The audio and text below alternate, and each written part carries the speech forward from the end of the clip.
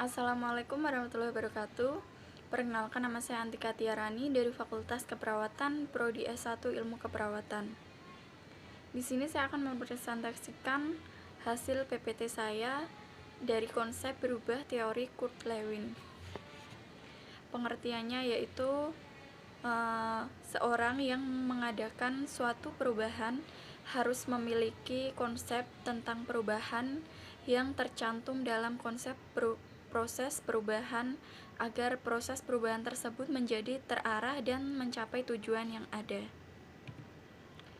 Tahap teori Kurt-Lewin ada 3, yaitu ada tahap pencarian atau unphrasing, tahap bergerak atau moving, dan tahap pembekuan atau refreshing. Dari tahap pencarian unphrasing tersebut yaitu motivasi yang kuat untuk beranjak dari keadaan semula, merasa perlu untuk berubah dan berupaya untuk berubah, menyiapkan diri dan siap untuk berubah dan melakukan perubahan.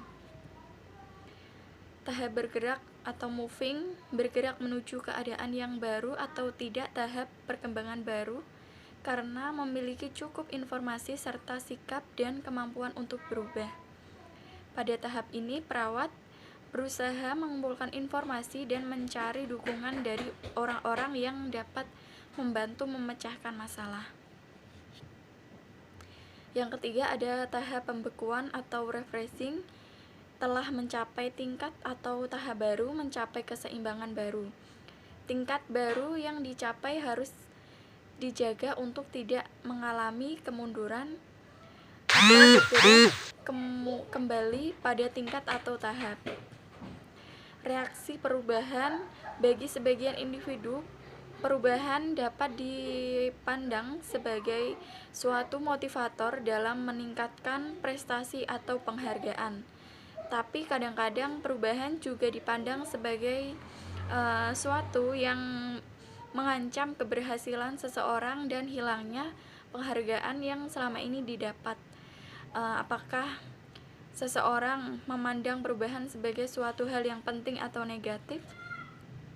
Respon perubahan yaitu menerima dan mendukung, tidak menerima, menolak, takut akan suatu yang tidak positif, takut akan kehilangan pengaruh, takut akan kehilangan keterampilan dan proficiency, takut kehilangan reward, takut akan kehilangan respect, dukungan dan kasih sayang, dan takut gagal.